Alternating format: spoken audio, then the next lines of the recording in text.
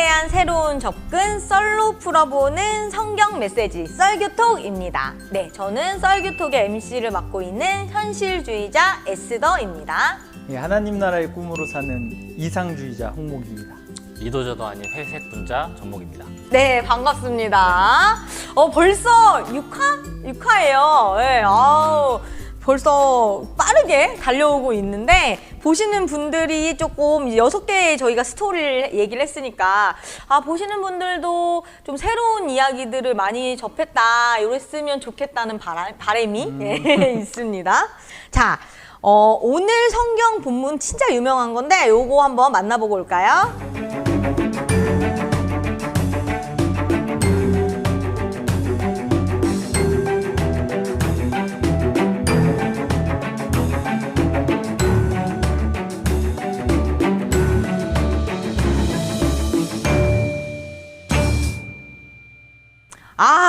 얼마 전이었죠?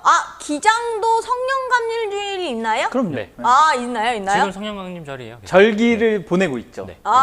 저희는 연중 들어왔습니다. 네, 저희는. 네. 저희는 성령강림절이 한 13주까지인가 있어요. 엄청 길어요. 빨간 스톨. 네. 네, 저희도 그 색깔이 다른데 저희는 이제 성령감림주일 끝나고 성삼일체주일 끝나고 해가지고 지금 연중. 성삼일체주의도 끝났어요. 네, 저희 그렇게 있어요. 다르네. 요거 한번 나중에 절기 얘기해봐도 너무 재밌겠다. 네.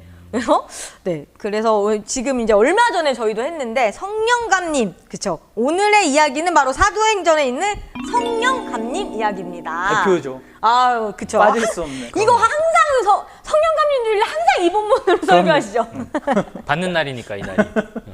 네, 거의 최초잖아요, 이게. 성령이 그쵸? 막 임하는 게. 그쵸. 예수님이 약속하신 그쵸? 성령 임한 것. 이 얘기가 사실 그리고 이제 그 이후에 이루어지는 게 베드로의 오순절 설교 해가지고 교회의 탄생으로 보고 요 스토리를 보통 많이 얘기를 하는데 어떻게 전목님, 홍목님은 뭐 매번 이제 하실 거니까 또 하고 계시니까 요거 어떻게 해석이 될까요? 이게 되게 많이 들어오고 사실 그렇게 색다른 해석은 아니에요. 오늘 가져온 게. 그런데 약간의 조금 새로운 포인트가 있어서 가져오긴 했는데 근데 여러분들은 방언 해보신 적 있어요? 그치. 요거 얘기하면 꼭 나오는 이야기. 성령 받으면 방언해야지. 방언.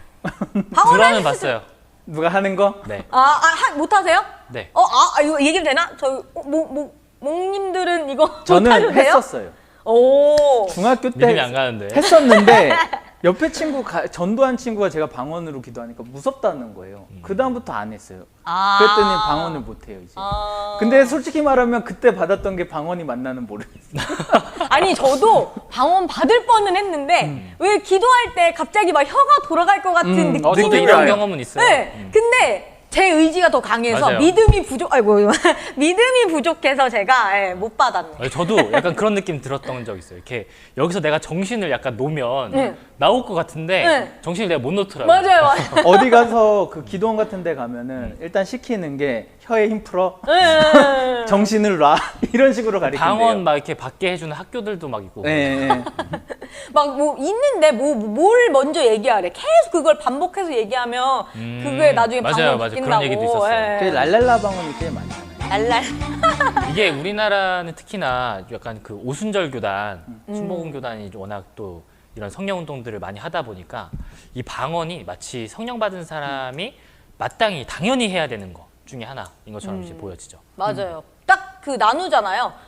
방언기도 할 줄 알아? 뭐 이걸로 나의 믿음이 뭔가 이게 단계가 좀 그쵸. 나눠지는 그런 게 좀 있죠. 어느 교회는 뭐 방언 못하면, 그 오순절 교단 쪽일 거예요 아마. 방언 못하면 저기 집사는 뭐 그냥 주는 거니까 권사 안 되고 뭐 장로 안 되고 뭐 이런 것도 기준 중에 하나가 되기도. 어렵다. 그리고 어떤 데는 이게 무슨 악마의 방언이 또 따로 있대요.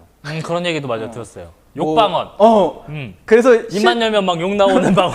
실제로 어떤 분은 방언이 씨바로 들어.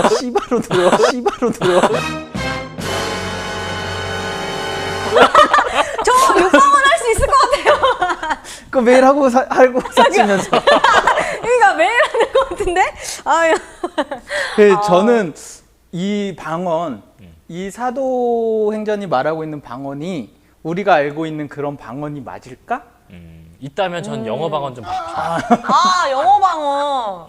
너무 좋은데? 얼마나 좋아요? 저는 독일어 방언, 뭐 이태리어 뭐 저는 그 질문을 했는데 사실 많은 사람들이 이 본문을 가지고 오는 게 바벨탑 그쵸. 사건하고 맞아요. 연관을 짓잖아요.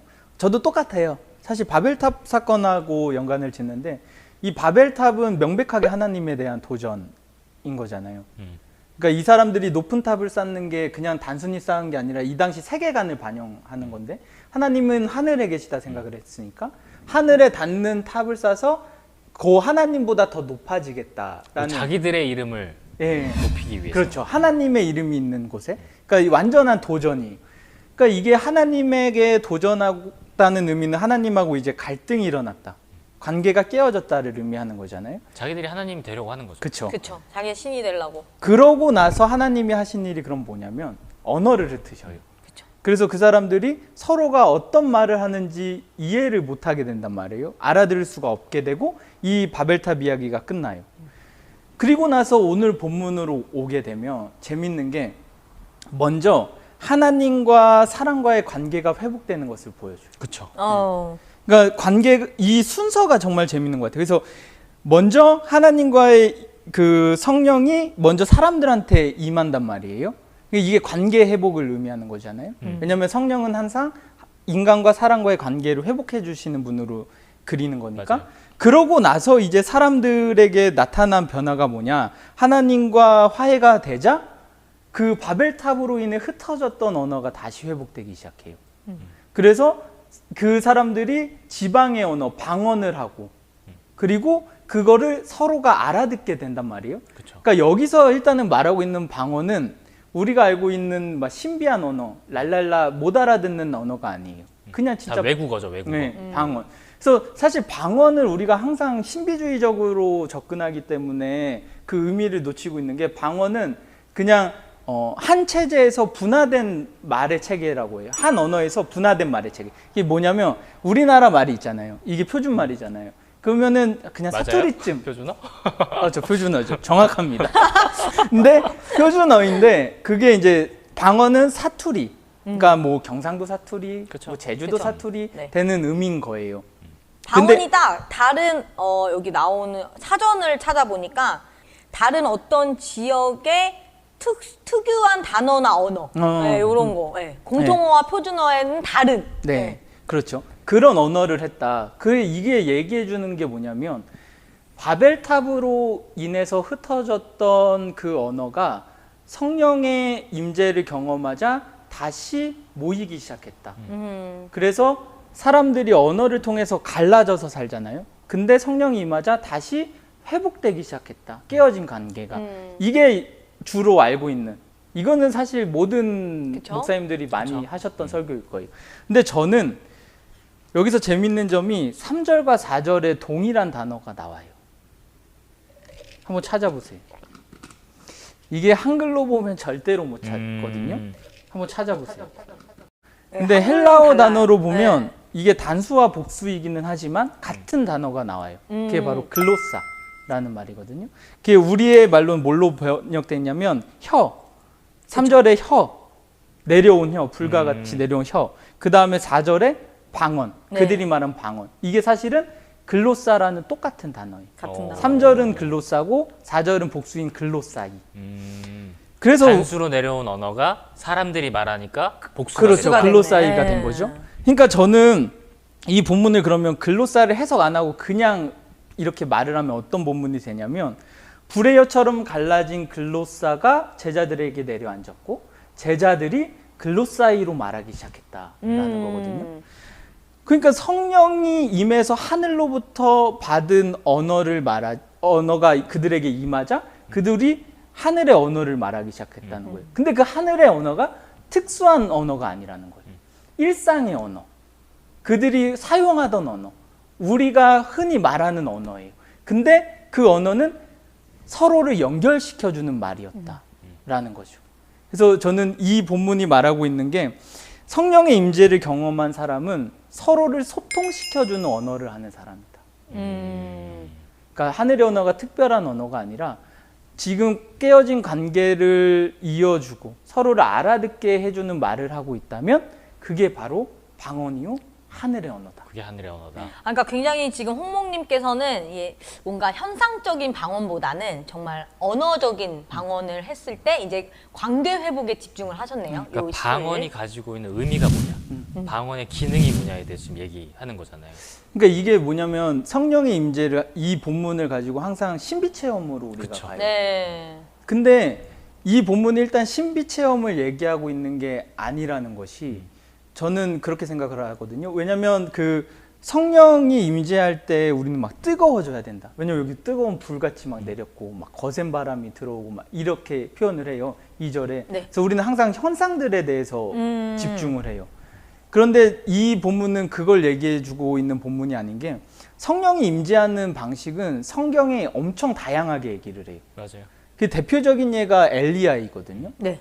엘리야가 하나님이 내가 이제 너한테 나타날 테니까 너 산에서 나 찾아봐라 해요. 그래서 어떤 일들이 일어나냐면 막 지진이 일어나고 막 강한 불이 막 그러니까 누가 봐도 아 이게 이거겠지, 여기 계시겠지라고 생각하는 그런 막 큰 특수한 현상들이 막 나타나요. 그런데 하나님이 거기엔 계시지 않았다라고 엘리야가 말하고, 엘리야가 마지막에 하나님을 발견하는 그 순간이 뭐냐면 모든 그 지진과 불이 다 사라진 이후에 아주 미세한 소리로 하나님이 나에게 말씀하셨다라고 얘기하거든요. 그렇죠. 그러니까 이 본문이 말하고 있는 것은 신비적 현상이 아니에요. 이 본문은 성령이 받은 사람이 어떤 변화를 가지고 가느냐. 그러니까 방언도 신비로서 해석해서는 안 된다는 거예요, 제 말은.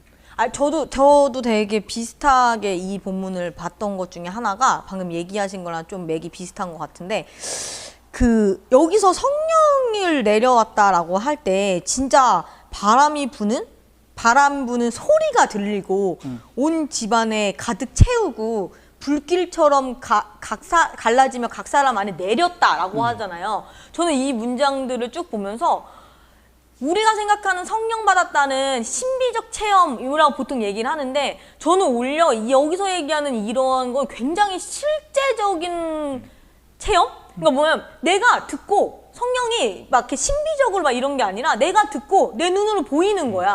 굉장히 저는 현실적인, 굉장히 내 눈에 직접적으로 보여지는 그런 실제적 현상들이 사실 성령 받았다가 아닐까라는 생각을 했거든요. 그리고 이게- 2절을 보면 이게 뭐 아까 얘기했던 뭐 성령 받는 현상이 뭐 강한 바람, 불이라고 네. 볼 수도 없는 게, 여기서 표현이 그래요. 하늘로부터 급하고 강한 바람 같은 소리예요. 네, 소리예요, 그쵸. 소리. 그래서 저도 그게 중요한 것 같아요. 그런 뭐 불 같은 이게 아니라 소리, 들렸다는 얘기고 보였다라는 얘기다. 그러니까 그리고 그 성령이. 소리가 바로 홍목이 얘기했던 글로사. 그 소리를 듣고 또 이제 글로사이로 얘기하는 거잖아요. 그쵸. 그쵸. 굉장히 실제적 어떤 현상. 네. 신비적인 현상이 아니라 들렸고 말한 네, 거예요. 맞아요. 네. 그랬을 때 실제적으로 어쨌든 관계 회복이라고 얘기하신 것처럼 저도 그랬을 때 그런 실제적 성령을 받았을 때 실제적 나의 삶의 변화가 나타나고 저는 그게 성령 받았다가 아닐까라고 저도 생각을 했거든요. 그러니까 이건 어떻게 보면 또 은유적 표현이거든요. 성령을 받는 사람들의 이 바람, 그러니까 영이 루아흐인 네. 거잖아요. 그러니까 바람 이런 걸로 표현을 할 수 있는 말이에요. 그러니까 거센 바람이 불었다. 요거는 성령이 임재하는 것을 시처럼 표현해 주는 그쵸. 은유적 표현으로서 그래서 받아들여야 돼요. 같은이라는 표현을 굳이 써놓은 거잖아요. 그러니까 우리는 뭔가 성령을 받으면은 엄청난 나의 삶에 이전에는 없었던 신비한 체험을 해서 급격한 변화, 그쵸. 뭐 이런 걸 생각을 하고, 뭐 성령을 받으면은 뭔가 뜨거워지는 마음 막 이렇게 돼야지 성령 받은 것처럼 느끼지만 그게 아니라는 거를 얘기해주고 있는 본문이라는 거예요. 그래서 김기성 목사님이 그런 얘기를 하는데, 정말로 그리스도인이라면 저 나무에 흔들리는 그 나뭇가지의 흔들림 속에서도 성령을 경험할 수 있고 바라볼 수 있어야 한다라고 얘기를 저희가 하거든요. 저희가 체험한 성령은 사실 그런 성령이 아닐까. 네. 그러니까 우리는 너무 신비주의적으로 이걸 접근하지 말고 맞아요. 대신에 우리가 초점을 맞춰야 할 것은 그들이 소통의 언어를 하기 시작했다. 요거를 우리가 중점을 두자. 그러니까 이 이야기를 너무 신비 체험적으로 읽으면 문제가 자꾸만 생기는 것들이, 사실 이 신비 체험이라는 게 뭔가 되게 특별한 거잖아요. 그러니까 누군가 되게 소수의 특별한 사람들만 경험하는 것처럼 자꾸 여겨진단 말이죠. 근데 오늘 보시면 알겠지만 여기 있는 모든 사람들이 성령받은 거예요. 그죠. 누군가 특별한 한 사람이 아니라 특출난 누군가가 아니라 여기 그냥 이 자리에 있었던 모든 사람들이 받은 거거든요. 그러니까 이거는 신비 체험이 아니라 그냥 모든 공동체가 함께 경험한 일이지 누군가 한 특정한 누군가에게 일어난 일이 아니라는 거죠. 근데 자꾸만 우리는 이 신비 체험 쪽에 빠지기 시작하면 그 신비 체험을 한 사람만 특별한 사람, 그 신비 체험을 한 사람만 뭔가 더 영적으로 특별, 뭐 우위에 있는 존재. 그죠. 처럼 이제 자꾸만- 방언할 네. 줄 아는 사람만 성령 받은 존재 이렇게 되니까. 그러니까 그런 식으로 여기게 되는데 아니 오늘 여기서 어디 그런 얘기가 나오네. 그치. 여기서 아마 방언을 못했던 사람이 포함됐을 수도 있잖아요. 근데 그 사람들에 대한 뭐 다른 얘기들 아예 없거든요. 뭐 그들이 믿음이 없어서 못 받았다든지 그런 얘기가 전혀 없단 말이죠. 맞아요. 아니 이 본문만 사실 우리가 계속 뭔가 편견처럼 그냥 딱 방언, 뭐 신비체험, 성령감림, 뭐 불꽃, 뭐 이렇게 딱딱딱 이런 핵심 단어들로만 이렇게 너무 편견에 사로잡혀서 있지 않고 이 텍스트로만 저도 그냥 그런 거 다 내려놓고 텍스트만 딱 봤을 때는 굉장히 성령은 내 피부로 와닿는 그냥 이러한 체험이구나. 그리고 가장 중요한 포인트가 말씀하신 것처럼 그런 체험이 있었을 이후에 관계 회복을 얘기하고자 하는 거구나. 삶의 변화. 굉장히 그냥 막 엄청나는 게 뻥한 이런 게 아니라 그냥 이렇게 은은하게 내 피부로 그렇죠. 와닿는 그러한 것들이 이러한 내 실제적인 성령 받음이 또 내 실제적인 삶의 변화가 되고 이 삶의 변화가 관계 회복을 얘기하는 거구나. 성 프란체스코가 정말로 위대한 분이시잖아요. 어떻게 보면 성령의 사람이었죠, 그분은. 근데 그분이 한번 겪었던 일인데 구비오라는 작은 마을이 있었대요. 근데 거기에 큰 늑대가 출몰해서 막 자신들의 짐승하고 또 어린아이까지 잡아먹었다는 거예요. 근데 성 프란체스코가 이 이야기를 듣고 찾아가요, 구비오 마을로. 그리고 늑대가 출몰하는 딱 길가에 딱 서 있었어요.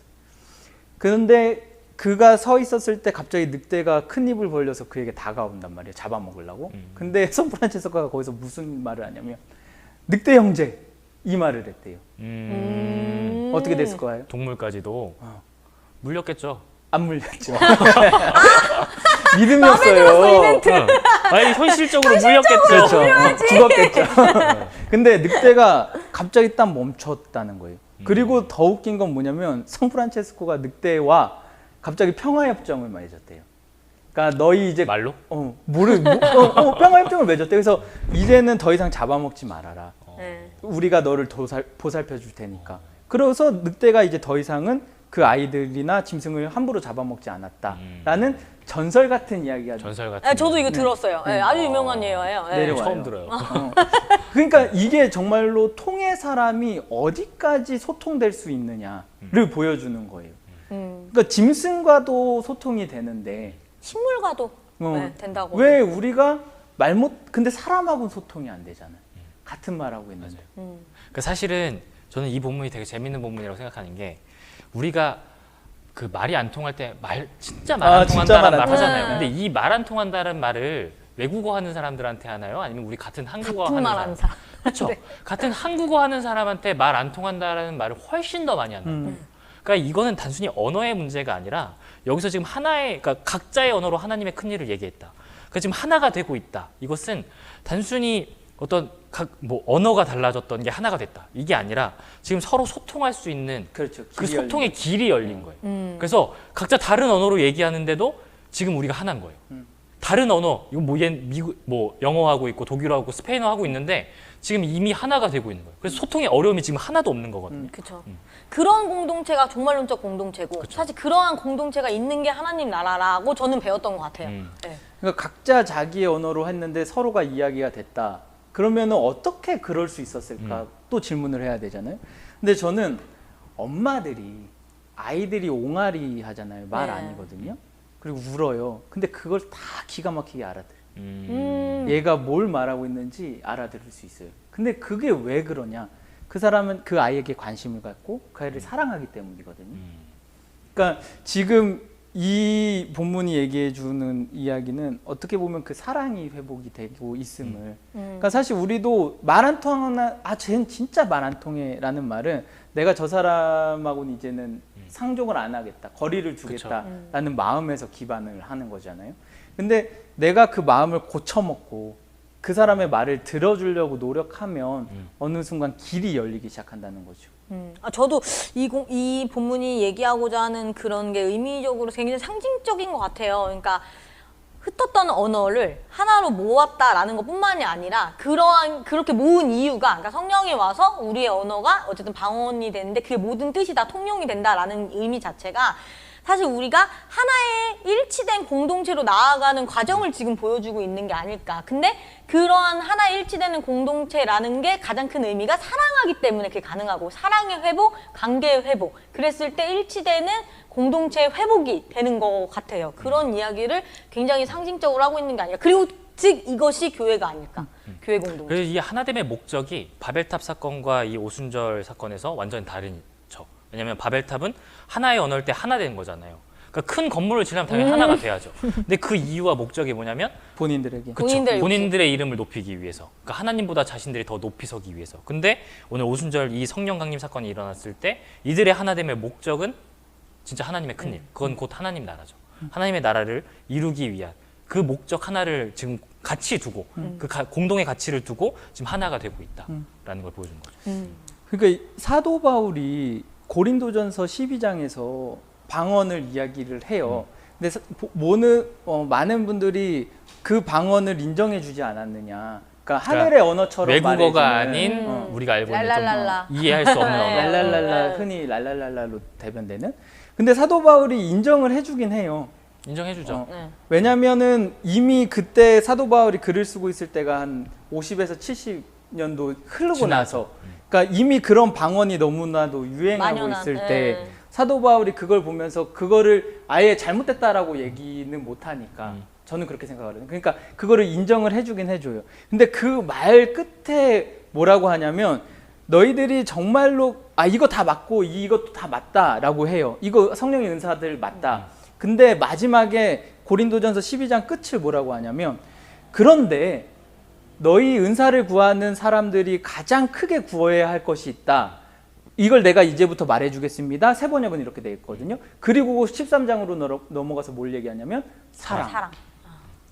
그래서 저는 개인적으로 뭐 동의 안 하시는 분들도 있겠지만 저는 사랑이 은사라고 생각해요. 가장 큰 은사죠. 저는 가장 큰 은사라고 생각해요. 근데 보통 은사라고 보지 않아요. 그렇죠. 왜냐면 12장까지가 은사장, 은사고. 그리고 13장은 사랑장이라고 아예 따로 구분하는데 저는 이게 아까도 얘기했던 것처럼 연결되어지고 바울이 진짜 얘기하고 싶은 이야기는 여기에 있고, 그리고 저는 이 사랑이라는 게 왜 은사다라고 생각하냐면 사실 우리가 누군가를 사랑할 때 그 마음은 내가 노력해서 생기는 게 아니에요. 주어지는 거지. 맞아. 어느 날 갑자기 내 안에 생겨난 거지. 이게 은사의 특징이잖아요. 은사는 하나님께서 갑자기. 일방적으로 주시는 거. 근데 저는 이 사랑이라는 감정 역시도 은사다. 하나님께서 일방적으로 주시는 거다. 근데 여튼간 이 은사가, 이 사랑의 은사가 나머지 모든 은사를 통틀어 하고 있는 은사다. 통틀고 있는 은사. 왜냐하면 방언을 통해서든 예언을 통해서든 어떤 은사들을 통해서든 나타나는 결과는 사랑이라는 은사로 나타나야 된다는 거예요. 전 바울이 그걸 얘기하고 있다고 생각합니다. 그러니까 바울이 그러잖아요. 방언 아무리 하면 뭐하냐. 거기에 사랑이 없으면 그것은 그냥 울리는 꽹과리 소리. 소리다. 그러니까 저희가 막 방언을 비판하고자 하는 게 아니라 그러니까 이런 은사적인, 소위 말하는 은사라고 얘기하는 그런 은사적인 현상이 나타나는 거에 대해서 저희가 비판을 하는 건 아니에요. 저희가 신비주의를 비판하거나 이런 얘기를 하고 싶은 게 아니라 그것만이 아니라는 거죠. 그것만이 은사적으로 성령을 받았다, 그런 은사가 나타나야지 성령을 받았다, 이렇게 딱 국한돼서 얘기를 하는 게 아니라 우리는 좀 더 열어보자는 거지. 그리고 거의 방금 얘기하신 것처럼 거기에 사랑까지도 은사다를 얘기를 한다는 거죠. 그러니까 저는 만약에 우리가 그런 랄랄라의 방언, 하늘과의 소통하는 방언을 인정한다고 하더라도 그러면 그 목적이 하나님과의 관계 회복과 그런 데 있어야 된다라는 거예요. 그러니까 사랑에 있어야 된다. 그렇죠. 결론은 사랑이다. 그러니까 저는 신비 체험이나 어떤 이런 이 성령의 은사들 이런 것들이 교회 안에 있어야 된다고 생각해요. 네, 있어야죠. 당연히 있어야 되는 건데 문제는 아까도 얘기했던 것처럼 이 신비 체험을 통해서 나를 높이는 행위, 내가 뭔가 남들보다 우월해지려고 하는 그 행위, 그건 저는 성령이 아니다. 그건 성령으로부터 오는 은사가 아니다. 그리고 뭐 자기가 방언 좀 한다고 너는 뭐 기도를 뭐 잘못하고 있다라는 이런 식의 태도들. 그리고 예언하는 사람들은 또 특히나 뭔가 잘못된 교회를 깨트리는 예언. 그렇죠? 보통 이제 예언하시는 분들이 목회자를 좀 우습게 하시는 경향들이 있어요. 맞아요. 설교하는 목회자보다 자기의 예언이 훨씬 더 뭔가 뭐 소중한 거고 더 귀한 거다라고 여기시는 분들이 있지만 그런 모든 행위들이 만약에 교회 공동체를 깨트리고 많은 사람들에게 영향력을 끼치지 못한다. 이들을 하나로 이끌어내지 못한다. 저는 그러면 그거는 바울이 얘기하는 것처럼 그건 하나의 성령으로부터 오는 은사일 수 없다. 근데 저는 일단 교회가 그러면 이 본문의 근거에서 보면 교회는 세상과 하나님을 잇는 통의 사람들이거든요. 그쵸? 딱이네. 근데 지금 우리 교회들이 하고 있는 자꾸 교회 비판을 하게 되지만 교회의 언어가 그러면 지금 세상과 하나님을 이어주는 통의 언어인가? 그래서 비판 중에 교회 방언이라는 얘기가 있어요. 교회에서만 통용되는 언어. 세상과 그렇죠. 통하지 않고 교회 안에 있는 사람들끼리의 언어. 그걸 교회 방언이라고 얘기하거든요. 그 뭐예요? 예를 세상은 들면? 알아들을 수 없는 말들. 그러니까 뭐 은혜 뭐 이런 말들. 그러니까 세상 은사 뭐 이런 사람들은 것도 그렇겠다. 절대로 이해할 수 없는 교회에서만 사용되어지는 언어들 있잖아요. 그런 것들. 근데 그러니까. 진짜 중요한 게 교회라는 말이 에클레시아잖아요. 네. 헬라어로. 근데 그게 원래 미네라는 뜻이래요. 네. 그래서 근데 그 말을 교회로 바꾼 거예요. 그러니까 교회라는 말을 새롭게 만들어낸 게 아니라 이미 존재했었던 미네라는 말을 그대로 가지고 와서 우리의 언어로 소화해서 세상 사람들과 소통하는 도구로 사용한 거거든요. 근데 초대교회가 가지고 있었던 성교의 방식들이 저는 그랬던 것 같아요. 아니 우리나라에 들어온 그 번역들도 그래요. 그렇죠. 다 이게 어떻게 보면 불교 용어도 있대요. 우리 번역돼 있는 것들이 유교적 전통에 있는 그쵸. 언어들도 있고 그렇게 해서 통하게 하는 게 중요하지 어떤 거를 쓰느냐가 아니라. 네. 그거 아세요? 그러니까 저는 현실적으로 요즘에 그 경제적 차이에 의해서 언어도 달라져요. 다르죠. 그러니까 재벌들 귀족이라고 할 뻔했다. 귀족. 재벌- 귀족이죠. 재벌들이 쓰는 언어랑 저희가 쓰는 언어랑 다르고 진짜 또 막 뭐 예를 들어 군대 용어 또 따로 있고 그러니까 진짜 이게 요즘에 제가 언어 이렇게 했을 때는 첫 번째는 경제적 계급 경제적 차이에 의해서 통용되는 언어가 다르구나. 세대 차이. 오히려 외국어보다도. 그리고 사실, 그리고 두 번째가 맞아요. 나이, 세대 차이에 따라서 쓰는 언어가 다르구나. 오히려 요즘에는 그래서 제가 느끼기에는 지역, 원래 방언이라는 게 지역 언어인 거잖아요. 그렇죠. 지역별로 다르다는 의미인데 저는 오히려 요즘 지역보다도 더 무서운 차이가 세대 차이, 그리고 계급 계급의 차이. 차이. 그런 게 아닐까. 근데 이게 진짜 중요한 것 같아요. 그럼에도 불구하고 교회 방언이라는 비판을 받음에도 불구하고 교회라는 공간 안에 우리가 나오면 이게 다 깨져요. 하나의 언어에 지금 하나 되거든요. 그렇네. 그러니까 이거를 세상으로 어떻게 흘러갈 수 표출시킬 있을까. 거냐. 사실 이게 지금 교회에게 맡겨진 역할. 그러니까 지금 교회가 할 수 있는 일이 무엇일까를 고민했을 때 저는 이걸 설교를 하면서 오늘 이 시대는 불통의 시대이다 맞아요. 라고 했어요. 그러니까 지금 가장 큰 문제는 사실 저는 남녀 문제라고 보거든요. 서로 혐오와 그러니까 서로의 말을 들을 생각도 없어요. 무슨 말을 하는지 귀 기울이지 않아요. 자신의 입장만을 계속 얘기하는 지금 현 세대인데 그럼 지금 교회가 이 갈등의 시대에서 무엇을 할 수 있을까를 질문했을 때 우리는 그걸 이어주려고 어떻게든 노력을 해야 그렇죠. 되지 않을까. 그러려면 먼저 교회 안에 남녀 그런 차별의 문제부터 해결이 돼야 되는데 그렇죠. 사실 교회가 더 훨씬 높은 장벽을 갖고 있어서 참 그 일에 앞장서야 되는데 힘드네요. 근데 원래 사실 교회가 우리나라 교회만 해도 우리나라 교회 처음 들어왔을 때 가장 파급력 있었던 게 사실 이 신분과 그쵸. 남녀의 차별을 맞네. 깨뜨렸던 거잖아요. 교회 안에 신분도 남녀의 차별도 없었던 게 우리 교회 그 한국 교회 시작인데 왜 역으로 가죠?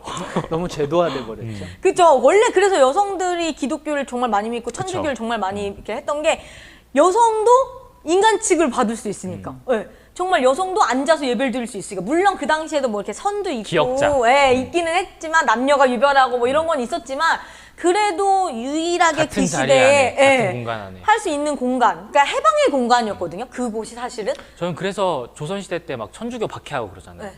저는 그게 단순히 다른 종교여서가 아니라 이게 가지고 이 기독교가 가지고 있는 파급력이 자신들의 질서를 무너뜨릴까봐 무서워서 그랬다라고 생각하거든요. 그 위계 왜냐면 질서를. 너무나 이건 강력한 파급력이에요. 신분을 깨버리고자 하고 남녀의 차별을 깨버리고자 하는 이 파급력이 이게 하나의 언어, 에서 먼저 시작되었고 사랑을 통해서 시작되었고 이 사랑이 결국엔 세상을 자꾸만 향하다 보니까 이게 포용력이 너무 큰 거죠. 그렇죠. 세상 사람들을 너무 많이 끌어들이니까 이 무서움을 알고 막았다라고 생각하거든요. 그래서 그 파급력을 지금의 교회가 언어를 통해서 또 이 모든 차별을 깨트리는 이 하나의 언어를 통해서 좀 회복해야 되지 않을까.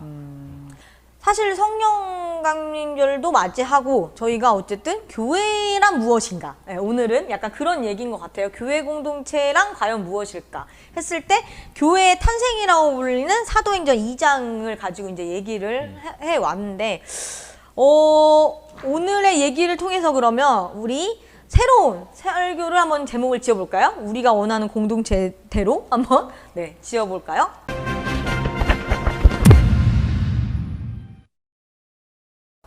저는 이 본문을 했었으니까 네. 저는 그냥 통이라고 했어요. 통. 아. 한자어로 통이 있잖아요. 네. 그러니까 이게 뭐 통하게 하다, 네. 통하다, 뭐 두루미치다 이런 뜻이에요. 음. 그리고 이 통이 쓰이는 게 교통, 상통, 소통 뭐 이런 거예요. 그러니까 통신.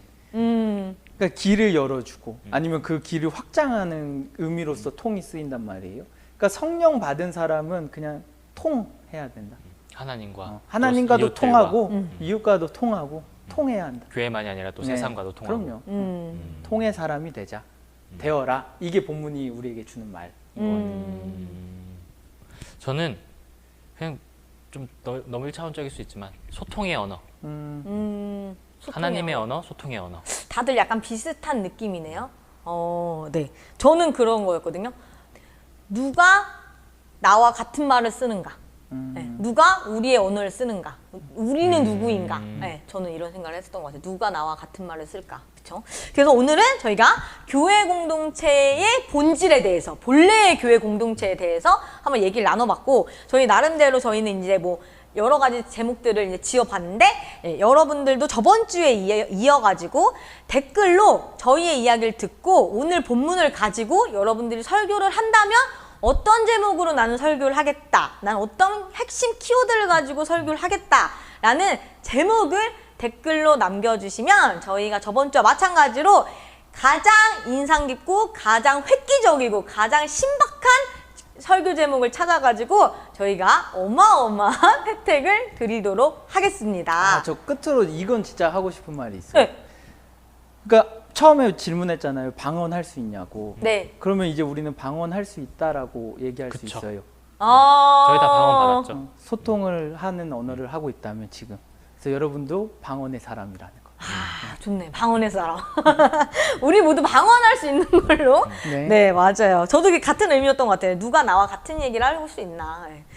네, 새로운 아이디어, 신박한 아이디어로 댓글을 달아주시면 저희 꼭꼭 확인을 해보도록 하겠습니다. 네, 이번 주도 시청해주셔서 감사드리고 좋아요, 구독, 알림 설정 부탁드릴게요. 네, 오늘은 여기서 마치도록 하겠습니다.